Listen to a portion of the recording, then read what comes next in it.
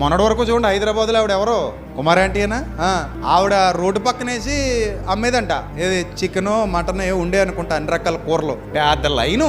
ఆవిడని చూసి కూడా కుళ్ళిపోయాయి కొన్ని కళ్ళు. అంతే కదా, మనిషి అంటేనే అసూయిపోరుడు, ఎదుటోడు బాగుంటే చూసావులాడు దరిద్రుడు. మనకంటే కొంచెం పచ్చగా ఉన్నాడు అనుకోండి ఎవడైనా, మనం ఏమైనా కొంచెం ఎదిగామనుకోండి చుట్టూతున్న కుళ్ళు కళ్ళు ఏడుస్తానే ఉంటాయి. అమ్మో వీళ్ళు ఇల్లు కట్టేసుకున్నారు బాబు, వీళ్ళు బంగారం కొనేసుకున్నారు, వీళ్ళు అలా అయిపోయారు, వీళ్ళు ఇలా అయిపోయారు, వీళ్ళు చాలా కారు కొనేసుకున్నారంట, బండి కొని. ఈ ఏడుపులకి తట్టుకుని నిలబడాలి మనం. ఉంటారు చుట్టూతా ఉంటారు అలాంటి వాళ్ళు. మనం కొంచెం పచ్చగుంటే వాళ్ళు చూడలేరు, ఎందుకో తెలియదు. బంధువుల్లో ఉంటారు, స్నేహితుల్లో ఉంటారు, చివరికి ఈ మధ్యకాలంలో తోబుట్టువులు కూడా అలాగే తగలంటారంట. అన్నయ్య బాగుంటే తమ్ముడు చూడలేకపోతున్నాడంట, తమ్ముడు బాగుంటే అన్నయ్య చూడలేకపోతే, అక్క బాగుంటే చెల్లి చూడలేక, చెల్లి బాగుంటే అక్క చూడలేదు. ఇదేం దరిద్రం రక్త సంబంధం నాకు అర్థం కాలేదు అసలు.